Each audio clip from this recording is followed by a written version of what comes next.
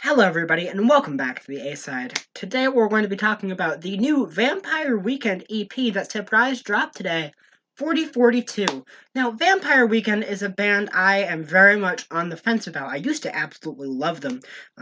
My first experience being when Father of the Bride dropped pretty much 2 years ago.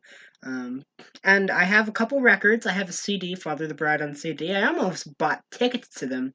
Um, before quarantine and then COVID hit, and of course I didn't end up going. But that being said, I was at one point a very big fan of this band, but the older I get and the more I experience in my life and learn more about myself and others, the more I kind of can't stand some of this band's ideas and their attitude. The music itself is absolutely beautiful. You have the raw kind of punk energy of the self-titled album, or the Afrobeat and world influences of Contra, or the grandiose and clean yet dark and mature sounds of modern Vampires of the City, or even the more Americana influences on Father of the Bride, where we get, country, bluegrass, and folk influences in the music. No, my problem with this band is definitely the attitude, specifically in vocalist Ezra Koenig. This is very much the definition of your preppy asshole kind of person.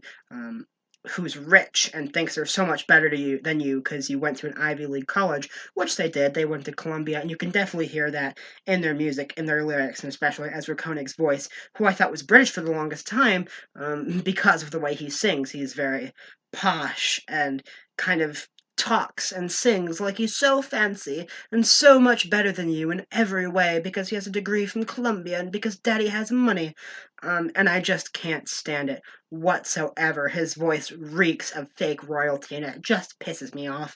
Now, a lot of the time, the music is beautiful enough that it doesn't really affect my perception too much, that I can still enjoy albums like Self-Titled and Modern Vampires, and even Contra and Father of the Bride to a certain extent, although not as much as I used to.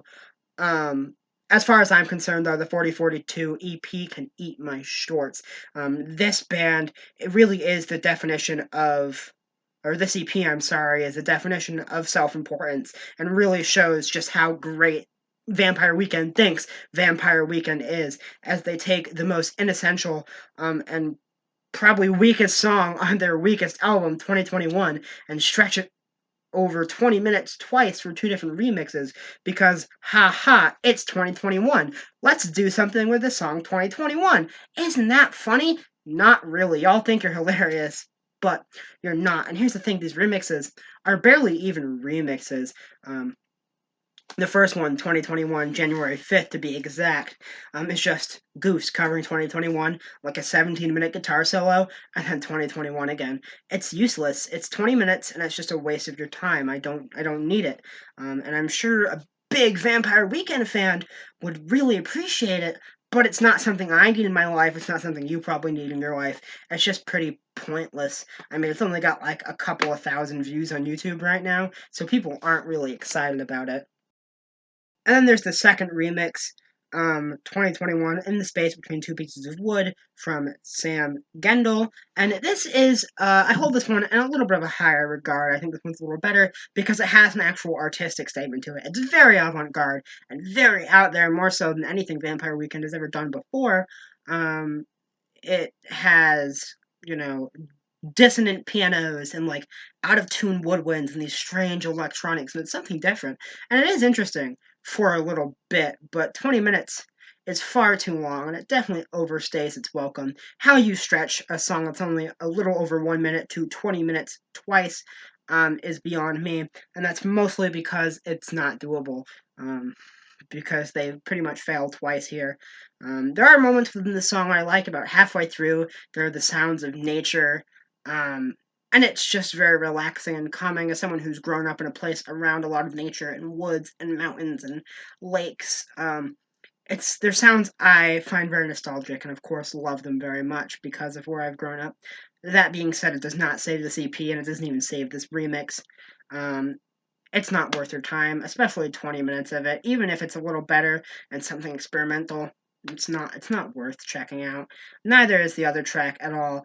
The 4042 EP is just pointless in every way possible, and really just a waste of my time. I only listened to it because nothing else has come out this year, besides OK Human, which is really good. And the thing is, I think this could have been really interesting. While listening to it, I was thinking, you could have had like 20 minutes and 21 seconds of multiple different versions of 2021, have like big bands of other genres come in and do like them in different sounds, have a hyperpop version of 2021, a metalcore version of 2021, a shoegaze version, a punk version, a synthwave version, like a goth version, an emo version, Midwest emo even, electronica, rap. You could have done so many different interesting things, but instead this is the way you go with two overblown, pointless, kind of boring 20-minute remixes, if you can even call them remixes. Really, I wouldn't even call this a remix album.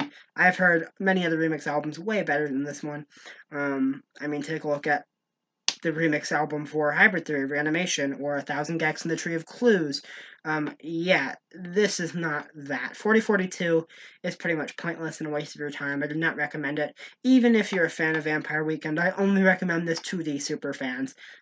Anyway, I'm feeling a 3+ out of 10 on the 4042 EP. Let me know what you think, and I'll see you all next time.